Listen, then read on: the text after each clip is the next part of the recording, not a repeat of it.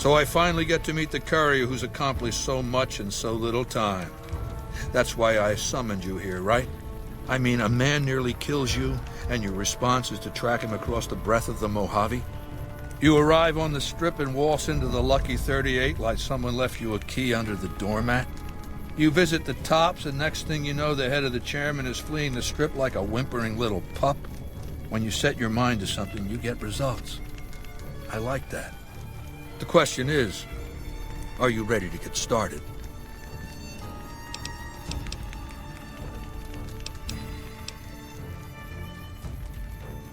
Benny is my prisoner. You don't deal with him unless you've dealt with me. Don't worry. You'll get the platinum chip he was carrying, and then you'll use it like I tell you to. The time is fast approaching when my legion will assault the Great Dam and invade the West. Before that happens, I want Mr. House knocked out of the game. A quick 1-2 punch, with you doing the punching. I have eyes and ears everywhere. It behooves me not to invade the West blind and deaf. It hasn't been hard to track your progress. It's not as though you've been keeping a low profile.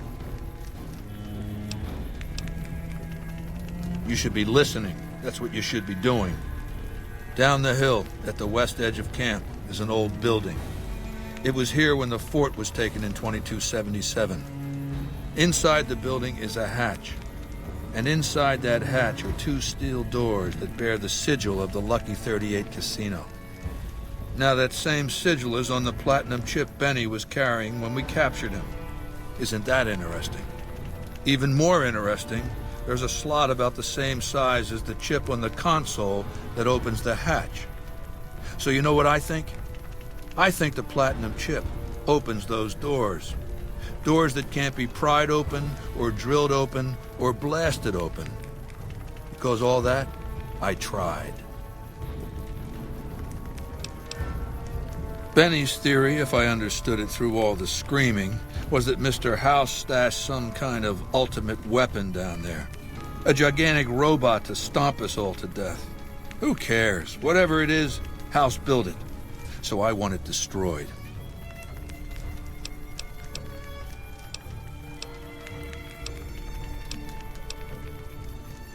I wouldn't trust Benny to lick my boots clean. This one falls to you.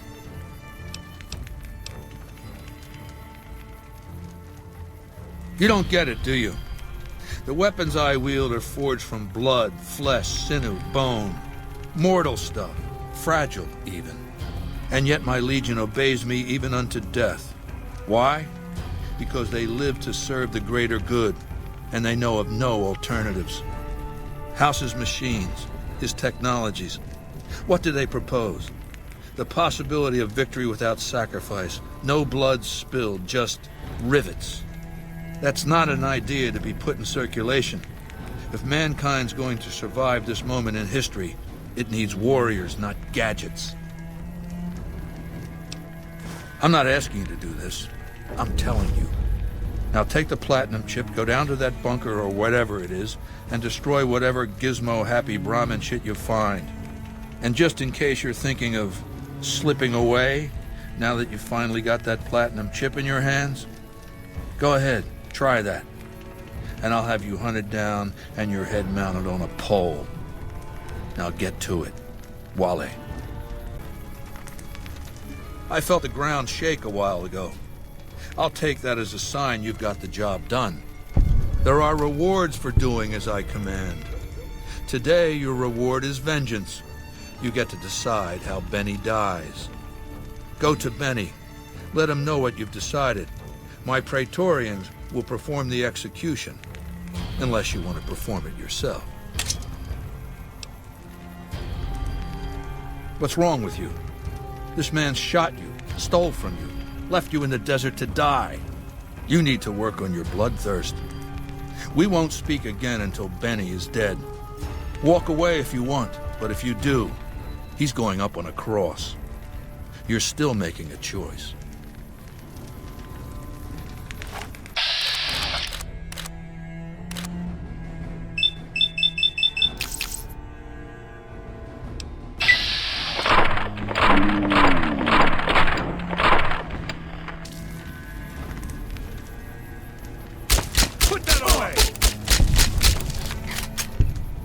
fair kill. I'm sure you found Benny's demise pleasing. The destruction of an enemy? There are few things more satisfying. Let's press on, shall we? As I was telling you before, I want Mr. House out of the picture. You have an interest in his death, too. If he knows that you destroyed his gadgets beneath the fort, he will strike back. You know where to find him. How he dies, I leave up to you.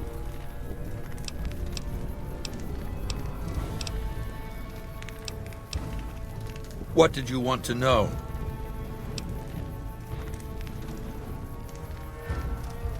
My Praetorians embody the martial ideals of my legion.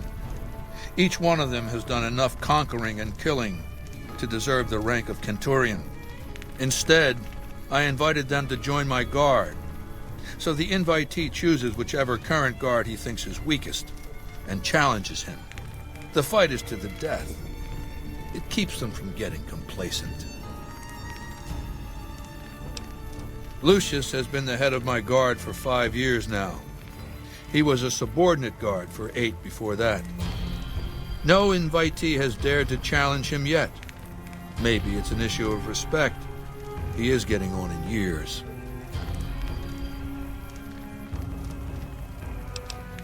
What else?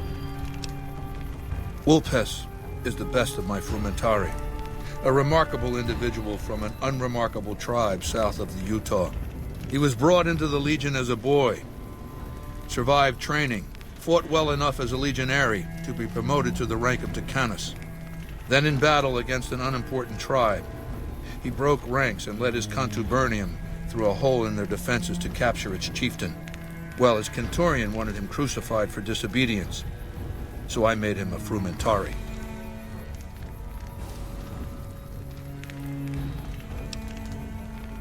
Whatever I require, infiltration, assassination, dramatic atrocities to break the spirit of the enemy, etc. They're mentally flexible.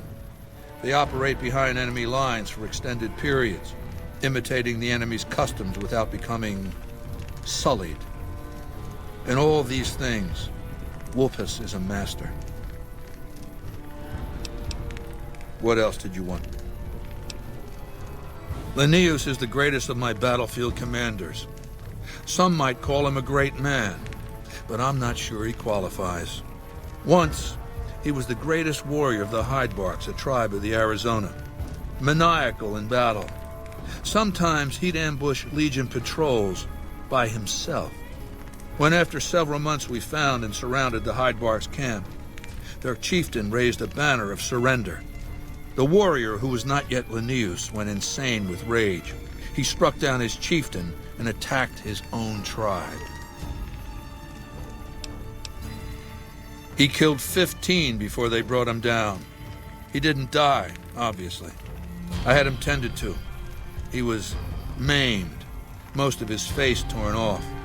It was days before he regained consciousness. When he did, I went to his bedside and showed him the helmet I'd had forged to cover his face. I said he could have it if he'd fight for me. He accepted, on condition that he be allowed to kill the surviving males of his tribe. I said, make it the adult males, and you have a deal.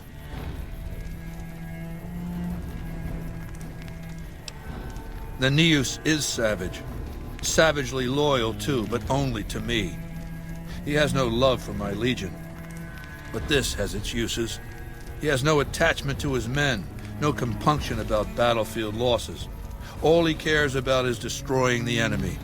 When another legatus or a centurion fails to achieve results, I send Linnaeus to make things right. His first step is to beat the failed commander to death in front of his assembled troops. Then he orders the ritual of 𝐾𝐢𝐬𝐿.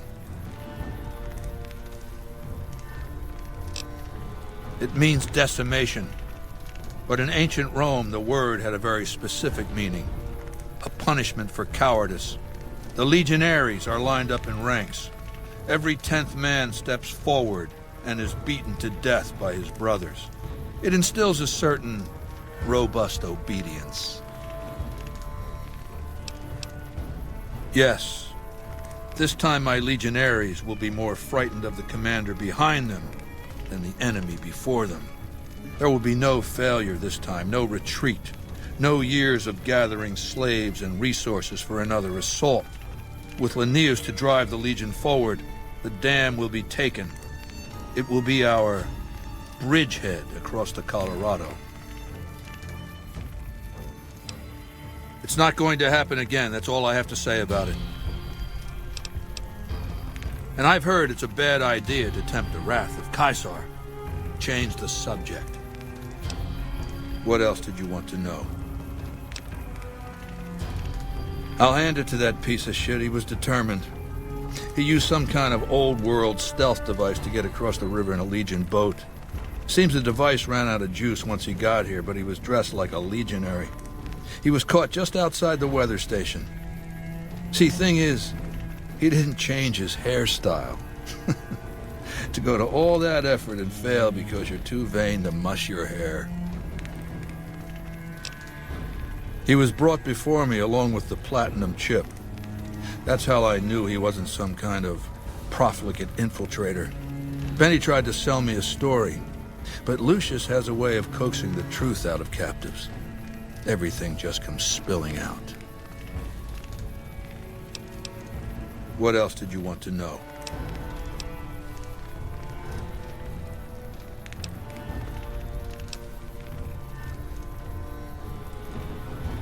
Do you want my opinion as a former citizen or future conqueror? Actually, my opinion's the same either way. As a young man, I was taught to venerate President Tandy of Shady Sands, the founding mother of the new California Republic. Did you know her presidency lasted 52 years? And that her father, Aradesh, was the Republic's first president? Does that sound like a democracy to you? Or a hereditary dictatorship?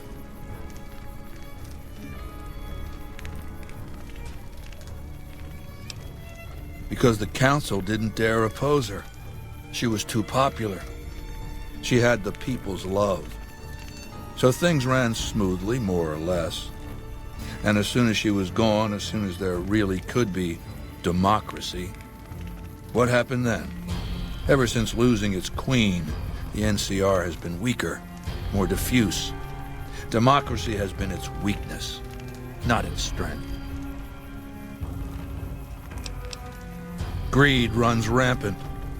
The government is corrupt, accepting bribes from Brahmin barons and landowners to the detriment of citizens. The NCR is a loose conglomerate of individuals looking out for themselves. It's lost virtue. No one cares about the collective, the greater good. It's not built to last. I'm just hastening the inevitable.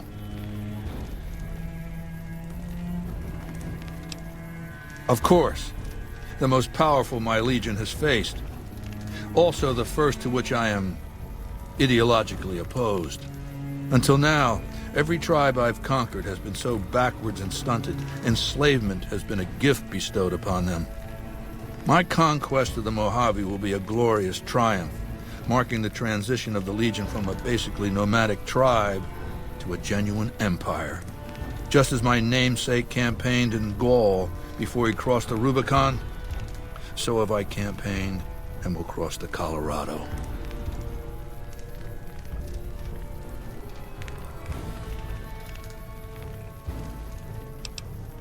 What else?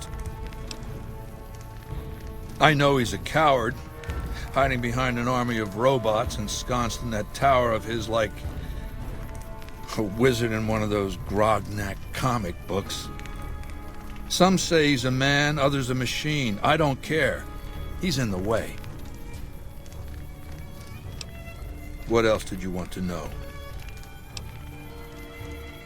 I've analyzed the region's tribe to determine how they might be useful.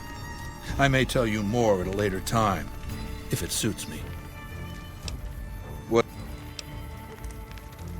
Ironically, I was born a profligate myself, a citizen of the NCR.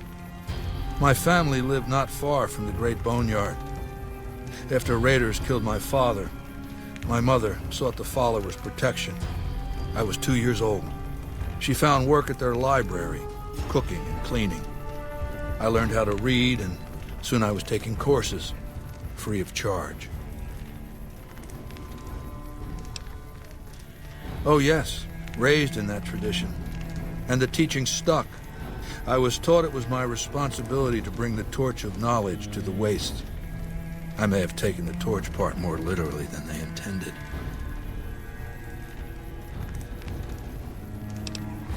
When I was 20, the followers sent me east to Grand Canyon. It was my first expedition. Just me and a physician named Calhoun. As an anthropologist and linguist, my assignment was to learn the dialects of the Grand Canyon tribes. What a fucking waste of time. If you think it's worthwhile to make smart people learn how to talk like backward savages, you're a follower of the apocalypse, or an idiot. Anyway, we met up with a Mormon missionary who already knew a bunch of dialects, Joshua Graham. He was supposed to teach me, but before that went too far, the Blackfoot tribe captured us to hold us for ransom. They were a backward bunch, but the real problem was they didn't know how to fight.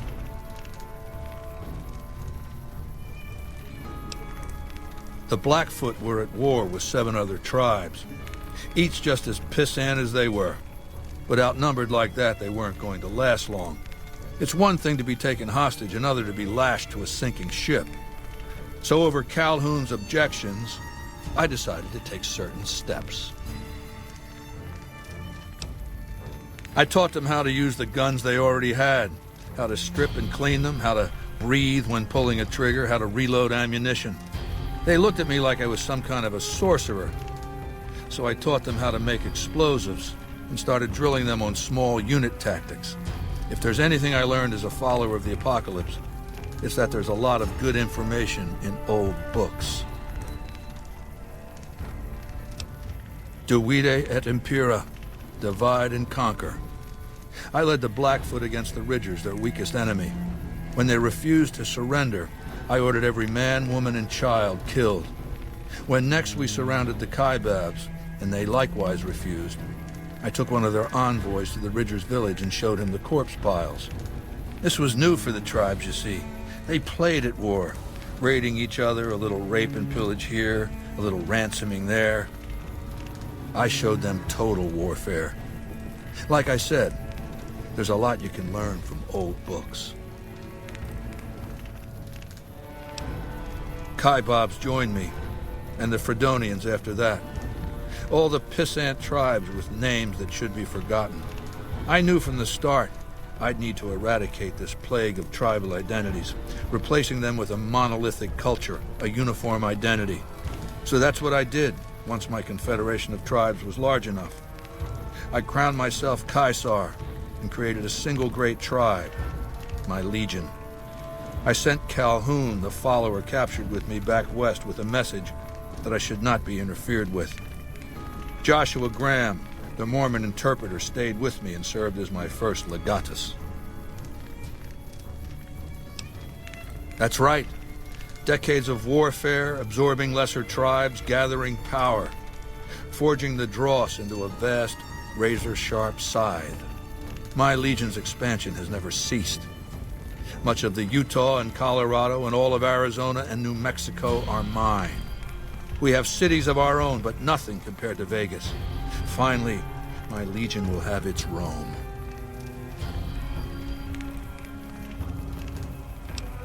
What?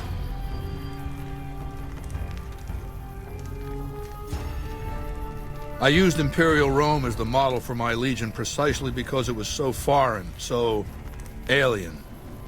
I'd seen what had become of the NCR's attempts to emulate the culture of pre-war America. The infighting, the corruption. Rome was a highly militarized autocracy that effectively integrated the foreign cultures it conquered. It dedicated its citizens to something higher than themselves, to the idea of Rome itself. In Rome, I found a template for a society equal to the challenges of the post-apocalyptic world, a society that could and would survive, a society that could prevent mankind from fracturing and destroying itself in this new world by establishing a new Pax Romana.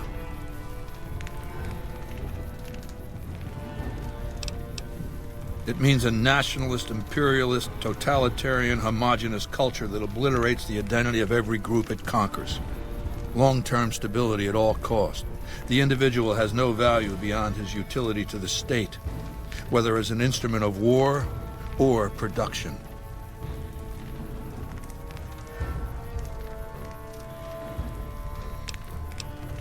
No, I'll destroy it because it's inevitable that it be destroyed. It's Hegelian dialectics, not personal animosity. How do I put this basically enough? It's a philosophical theory, the kind you might encounter if you took time to read some books. The fundamental premise is to envision history as a sequence of dialectical conflicts. Each dialectic begins with a proposition, a thesis, which inherently contains or creates its opposite, an antithesis. Thesis and antithesis. The conflict is inevitable, but the resolution of the conflict yields something new, a synthesis, eliminating the flaws in each, leaving behind common elements and ideas.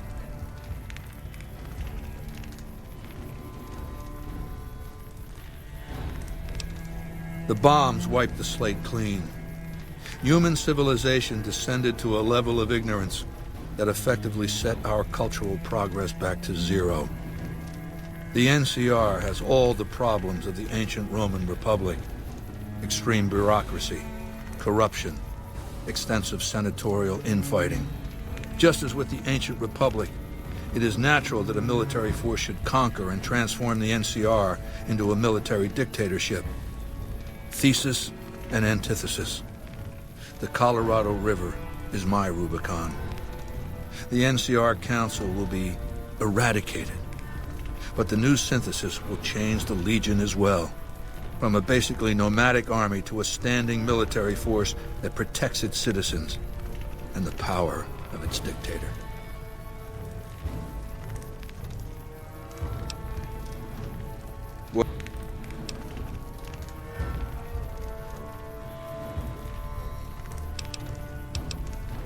It's called an autodoc. As the name suggests, it's an automated physician, more or less. He can treat broken bones, cuts, punctures, scrapes. Sometimes I bestow its use upon someone I favor. Makes for a powerful gift in a culture that forbids painkillers and is largely ignorant of medical science.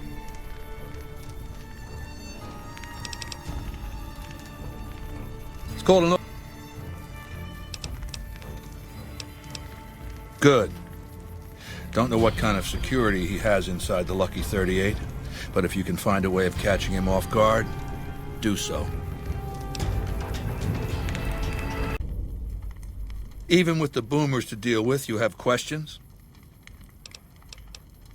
The boomers settled at the old air base northeast of Vegas many years ago. No one knows exactly how long it's been. It may be that no one's traded with them or even spoken to them that entire time. If so, they're sitting on one hell of a stockpile of ammunition.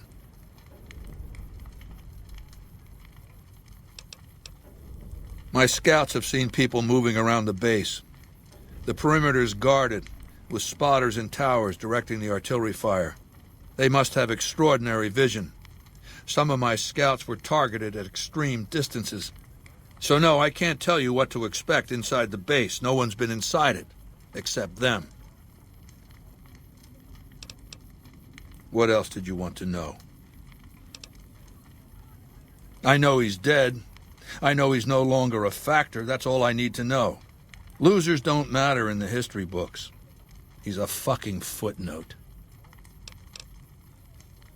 What else then? Is that right? You are good, aren't you?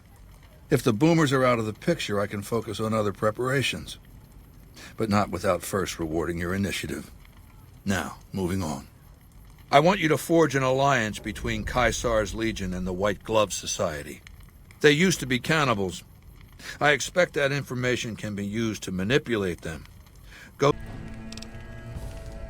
Even with the Brotherhood to deal with, you have questions? The worst impulses of mankind concentrated in one insane backward tribe. The Brotherhood seems to have formed not long after the Great Atomic War. It's hard to know. They care little for history. Some of the Brotherhood scribes we captured further east didn't even know the name of their founder, Roger Maxson. They like to pretty up their mission with trappings of chivalry. But the truth is, they're hoarders. They hoard technology. It's been 200 years, and they still have the mentality of scavengers. They say they're preserving these technologies, but for what? They have no vision. They offer no future. They're a dead end. You don't think very far ahead, do you? Sure, their hatred of the NCR would seem to qualify them for use as proxies. But then, what do you do with them? Each paladin is quite powerful. I'd have to be convinced that present benefits outweighed future costs. What else did you want to know? A man of potential, held back by the craven political context he inhabits. You realize he was a general. The hero of the Mojave, they called him. A title he earned by extirpating lesser tribes that dared attack NCR citizens. His responses were swift and draconian. President Tandy, the founding mother, coddled hostile tribes. But her successors were less naive, so they gave Kimball free rein. And after a respectable military career, what does he do? Become a politician. But he did so by election. What better way to stunt the growth of leaders, not to mention whole cultures? A leader shouldn't have to kowtow to those who serve him. With so much energy wasted on those below, how is he ever to move forward? Had he taken the government by force, used his army to stage a coup, things would be very different. I'll just have to do it for him. It'll frighten them. If I can reach out and kill whomever I choose, then they know the only reason they're alive is I haven't tried yet. You have to understand that Kimball is a symbol. Without him, there would be no NCR occupation of the Mojave. He mustered the troops, as many as his Senate would allow, and sent them in. All the right reasons, done all the wrong ways. Any invasion by a democracy is a half measure. When Kimball dies, the NCR will recoil from the Mojave and from his legacy. By the time they recover and try to strike back, I'll be invading them. What else did you want to know? What else did you want to know? What else then? If I say the Brotherhood should be destroyed, it's necessary. My Legion can win a fight against the Brotherhood of Steel, but it would be costly. Your job is to make sure there's no Brotherhood for us to fight.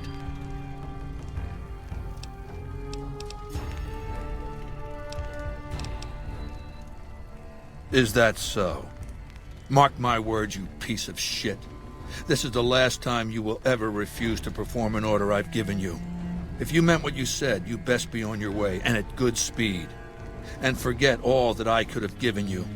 If you ever disobey me again, I will order my Praetorians to hack you to death with their machetes for my entertainment. Has the Brotherhood been destroyed? Good. 2 of my scouts have reported seeing patrols of men in power armor near Hidden Valley.